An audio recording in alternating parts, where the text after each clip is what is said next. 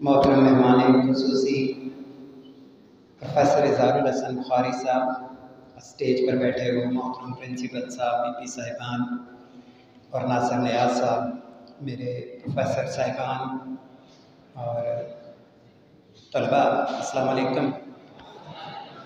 علامہ اقبال کی شاعری کے ادوار پہ میں بات کروں گا۔ علامہ اقبال کی شاعری کو 4 ادوار میں تقسیم کیا جاتا ہے۔ اس کو علامہ اقبال کا ذہنی ارتقاء بھی کہتے ہیں اور علامہ اقبال کا فکری ارتقاء بھی کہا جاتا ہے۔ علامہ اقبال نے عام شعراء کی طرح اپنی شاعری کا آغاز غزل سے کیا۔ ابتدائی تعلیمی دور میں سیالکوٹ میں آپ شعر کہتے تھے، مگر آپ کے جوہر لاہور میں کھلے۔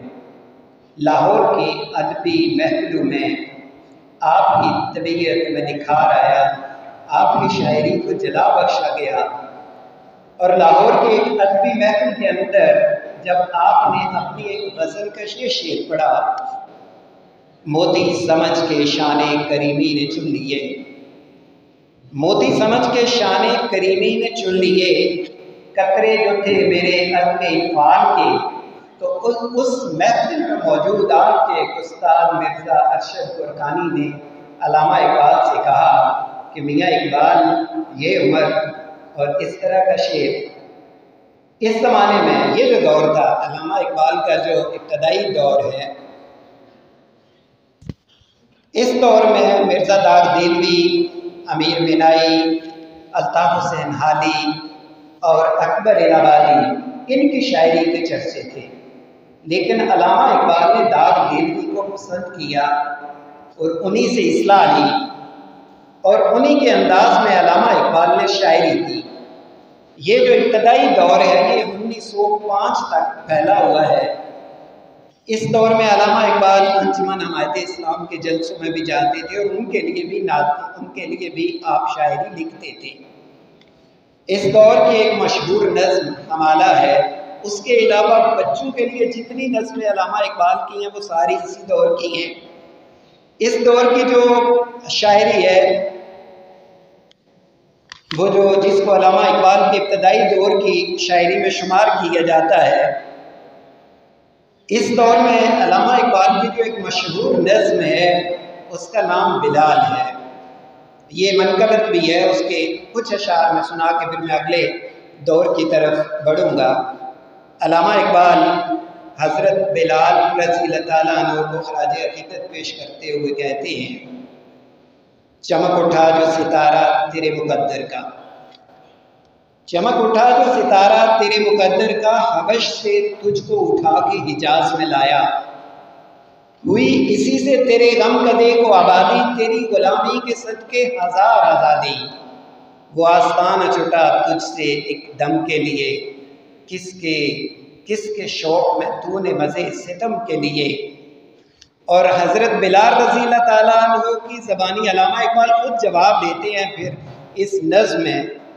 جفا جو عشق میں ہوتی ہے وہ جفا ہی نہیں، ستم نہ ہو تو محبت میں مزہ ہی نہیں۔ نظر تھی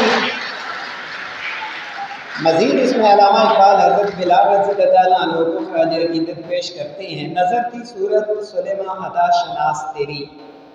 شراب دید سے بڑھتی تھی پیاس تیری، تجھے نظارے کا مثل کلیم سودا تھا، اویس طاقت دیدار کو ترستا تھا، مدینہ تیری نگاہوں کا نور تھا گویا، تیرے لیے تو یہ صحرا ہی طور تھا گویا، ادائے دید سراپا نیاز تھی تیری، کسی کو دیکھتے رہنا نماز تھی تیری، اذاں ازل سے تیرے عشق کا ترانہ بنی،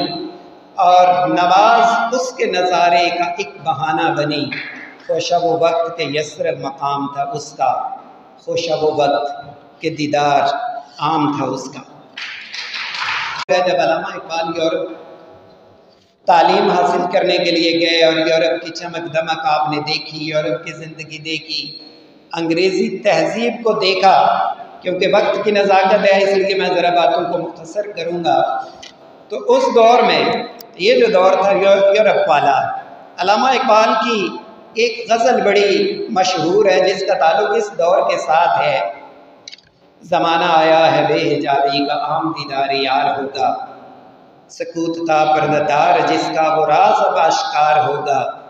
نکل کے صحرا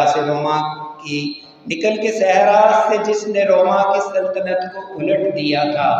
سنا ہے یہ قدسیوں سے میں نے وہ شیر پھر ہوشیار ہوگا، دیار مغرب کے رہنے والوں خدا کی بستی دکان نہیں ہے، کھرا جسے تم سمجھ رہے ہو وہ اب ذرے کم عیار ہوگا، تمہاری تہذیب اپنے خنجر سے آپ ہی خودکشی کرے گی، جو شاخ نازک پہ آشیانہ بنے گا ناپائیدار ہوگا۔ اس کے بعد علامہ اقبال کا تیسرا دور شروع ہوتا ہے، اور اس دور میں علامہ اقبال ایک فلاسفر کے روپ میں سامنے آتے ہیں، ایک مفکر کے روپ میں سامنے آتے ہیں، ایک داعی اسلام کے روپ میں سامنے آتے ہیں، اور ایک مربی کے روپ میں سامنے آتے ہیں۔ یہ جو تیسرا دور ہے علامہ اقبال کا، جو 1908 سے لے کے 1924 تک کے عرصے پر مبنی ہے۔ اس دور میں علامہ اقبال کے مشہور نظمیں شکوہ، جواب شکوہ، طلوع اسلام، اس طرح کی نظمیں، اور یہاں پہ آ کے علامہ اقبال کا جو وطنیت کا نظریہ ہے وہ بدل جاتا ہے، اور اس دور کی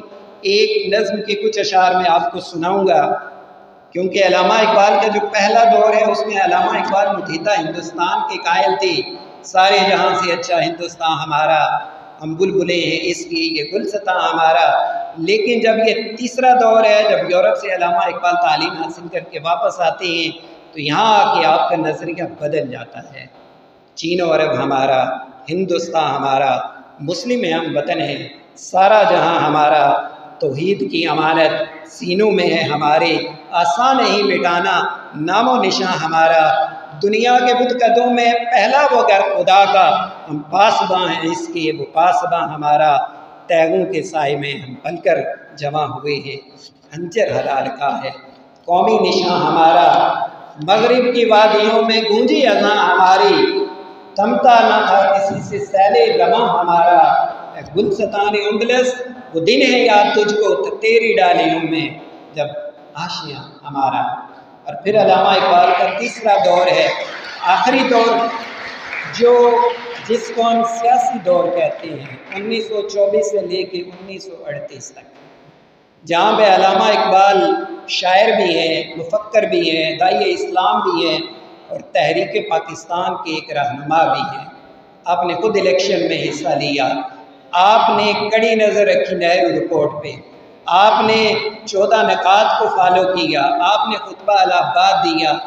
آپ نے گول میز کانفرنسز میں شرکت کی، آپ نے پاکستان کا تصور دیا اور پاکستان کے نام کا پرچار کیا۔ یہ علامہ اقبال کا آخری دور ہے، جس کو ہم چوتھا دور کہتے ہیں۔ اس دور میں علامہ اقبال کا جو شاہین کا تصور ہے وہ کھل کے سامنے آ جاتا ہے، اور علامہ اقبال نے جو خواب دیکھا تھا، آپ خودی کے راز بھی پا چکے ہیں، وہ خودی ہو یا رموز بے خودی ہو، اس کے اسرار آپ پا چکے تھے، اسرار اس کے۔ اور علامہ اقبال نے پھر شاہین کا تصور بھی دیا اور اپنے نوجوانوں کو بھی مخاطب کیا۔ اور یہاں پہ علامہ اقبال کی ایک نظم شاہین کے کچھ اشعار سنا کے میں اجازت چاہوں گا۔ کیا میں نے اس خاکداں سے کنارہ، کیا میں نے اس خاکداں سے کنارہ، جہاں بھی اس کا نام ہے آبودانہ، خیاباں کی خلوت خوش آتی ہے مجھ کو، ازل سے ہے فطرت میری راہ بانا، امام و کبوتر کا پیاسا نہیں میں کہ زندگی باز کی ہے زاہدانہ، پلٹنا جھپٹنا جھپٹ کر پلٹنا، لہو گرم رکھنے کا ہے ایک بہانہ، یہ پورب یہ پچھم عقابوں کی دنیا، میرا نیل گوں آسماں بے کرانہ، پرندوں کی دنیا کا درویش ہوں میں کہ شاہی بناتا نہیں آشیانہ۔